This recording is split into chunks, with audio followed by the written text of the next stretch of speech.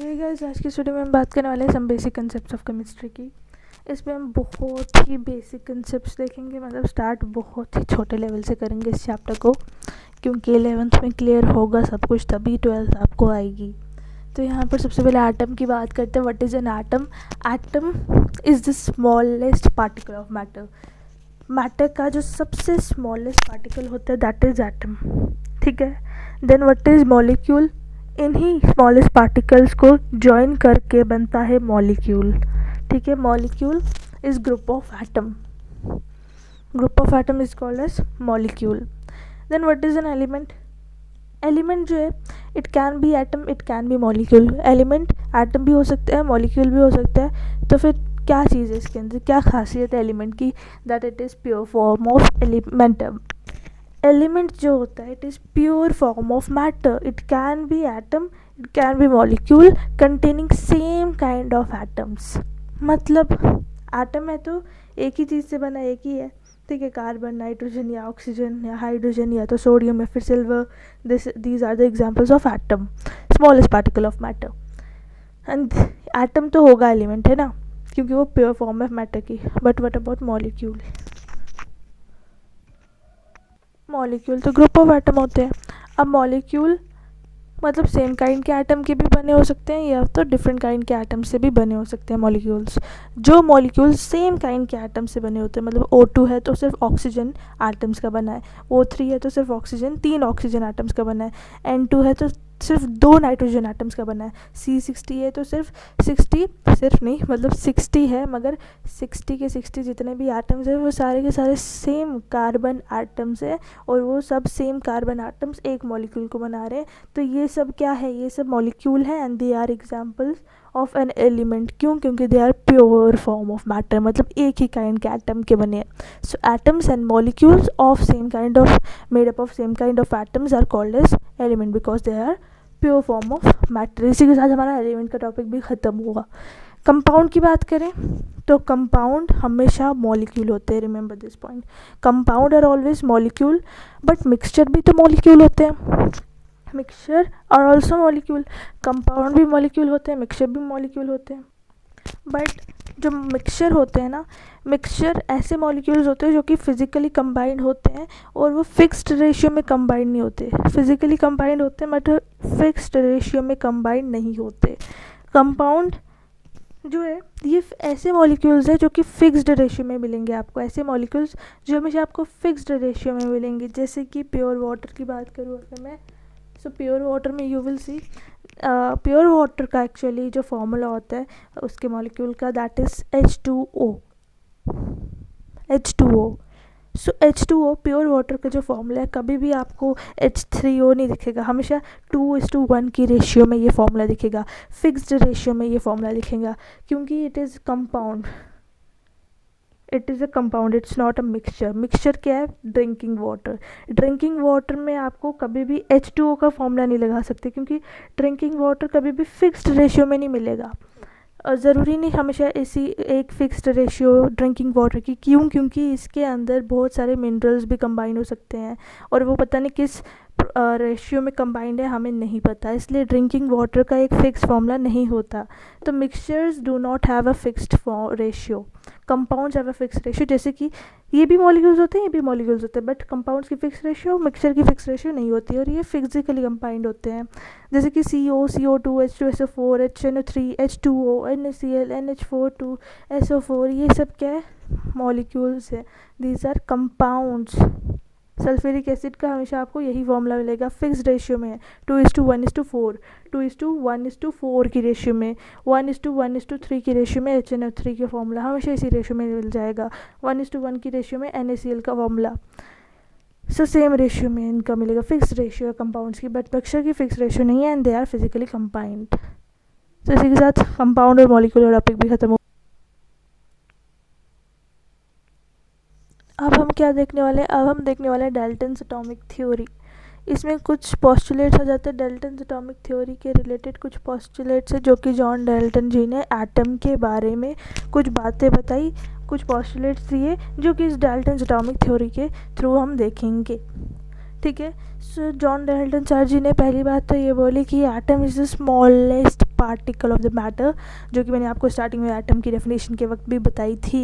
तो ये डेफिनेशन मैंने नहीं दी है, ये जॉन डाल्टन ने दी है।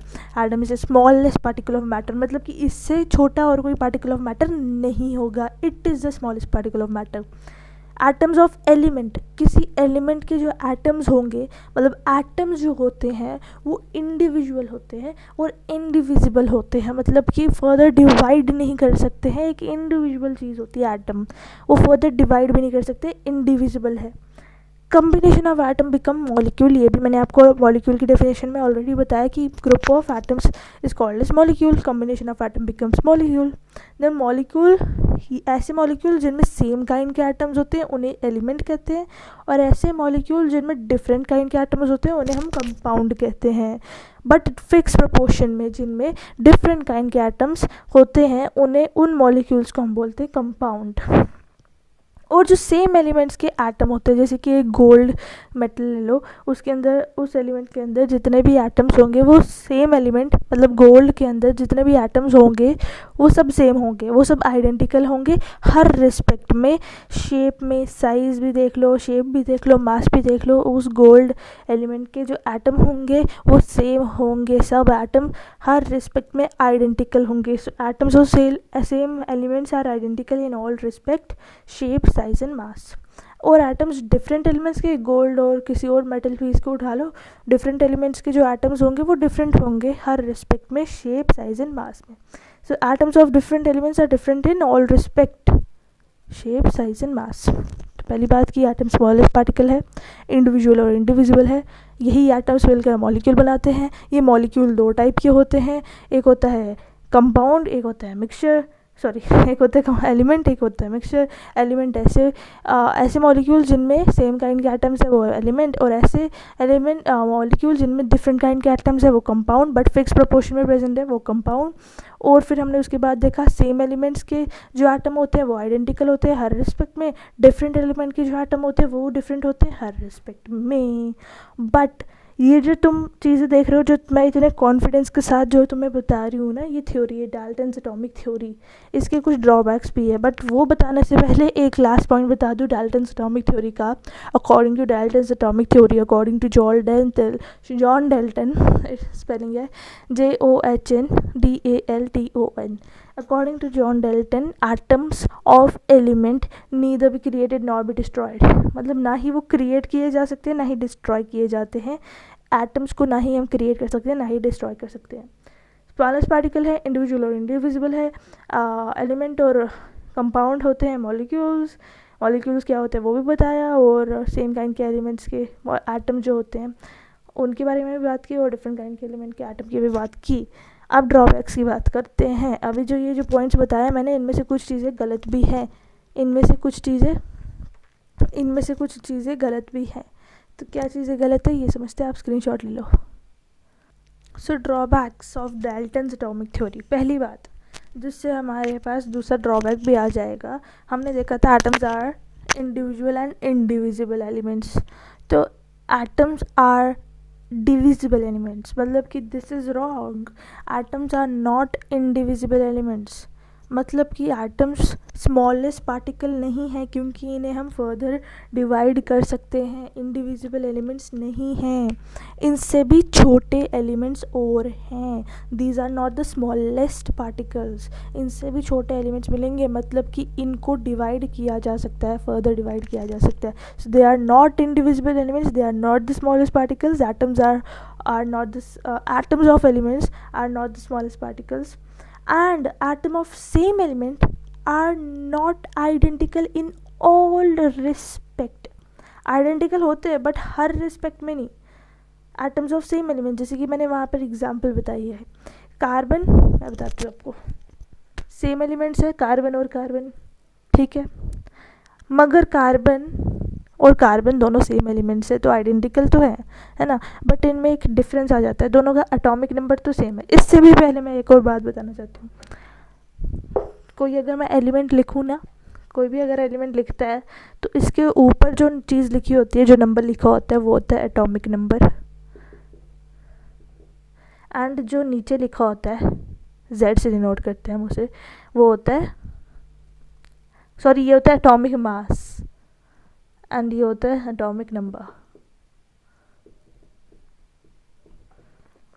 ठीक है, तो यहाँ पर कार्बन की हम बात कर रहे थे, 2 कार्बन एटम्स ले लिए, दोनों सेम है ऑब्वियसली क्योंकि दोनों का सेम एटॉमिक नंबर है, दैट इज 6। बट अब हमारे पास ना एक नया कंसेप्ट आ गया, कार्बन के आइसोटोप्स होते हैं। आइसोटोप मतलब कि 2 ऐसे एटम्स एलिमेंट्स जो कि सेम है किस रिस्पेक्ट में, उनके नंबर ऑफ प्रोटॉन सेम है, मतलब कि उनका एटॉमिक नंबर सेम है। ये जो एटॉमिक नंबर होता है ना, it is equal to number of protons, इतना तो पता होगा आपको।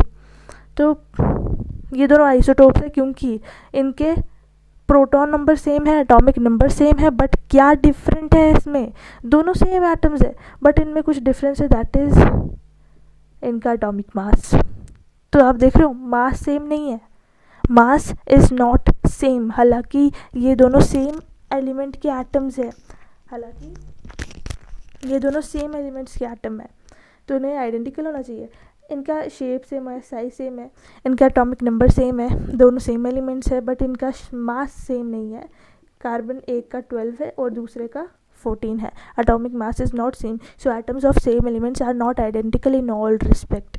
And atom of different elements, जैसे कि कार्बन एंड नाइट्रोजन, दोनों 2 डिफरेंट एलिमेंट्स के एटम्स है, मानते हो कि नहीं मानते हो, कार्बन अलग है, नाइट्रोजन अलग है, दोनों का एटॉमिक नंबर अलग है, कार्बन का 6 है और नाइट्रोजन का 7 है एटॉमिक नंबर, है ना। और मगर तो हमने तो देखा था atoms of different elements are different in all respect, मतलब कि उनका एटॉमिक नंबर भी डिफरेंट होगा, एटॉमिक मास भी डिफरेंट होगा, खुद भी डिफरेंट होंगे, शेप साइज मास सब कुछ डिफरेंट होगा। बट यहाँ पर तो कार्बन का एटॉमिक नंबर 14 और नाइट्रोजन का भी एटॉमिक नंबर 14 है, डिफरेंट एलिमेंट्स है बट मास इनका डिफरेंट नहीं है, मास इज सेम। सो ऐसे एग्जाम्पल आ जाती है हमारी आइसोबार के अंदर। आइसोबार ऐसे एटम्स होते हैं जो कि सेम होते हैं, किस में, उनके एटॉमिक वेट में सेम होते हैं, उनका भार सेम होता है, एटॉमिक वेट सेम होता है, जैसे कि कार्बन और नाइट्रोजन ऐसे 2 डिफरेंट एटम्स होते हैं जिनका एटॉमिक वेट सेम होता है, एटॉमिक मास सेम होता है, जैसे कि कार्बन और nitrogen are isobars. So atoms of different elements are not different in all respect, जैसे कि एटॉमिक मास सेम हो सकता है डिफरेंट एलिमेंट्स का भी, और उस ऐसे फिनोमेना को हम बोलेंगे आइसोबार, ऐसे एग्जांपल्स को हम बोलते हैं आइसोबार। और आप टेंशन ना लो, आइसोटोप और आइसोबार की बात भी हम अच्छे से देखेंगे अगर आपको नहीं आती होगी पहले से। तो आज की वीडियो बहुत ही ज़्यादा बेसिक लेवल पर रही है, नेक्स्ट वीडियो भी बहुत ही बेसिक रहेगी। अभी हम थोड़ा इंट्रोडक्शन देखेंगे ताकि आगे जो हम चैप्टर्स पढ़े वो भी क्लियर हो, क्योंकि बेसिक्स क्लियर होंगे तभी तो आगे बढ़ पाएंगे। इसलिए आज की वीडियो के लिए इतना ही, see you in the next video.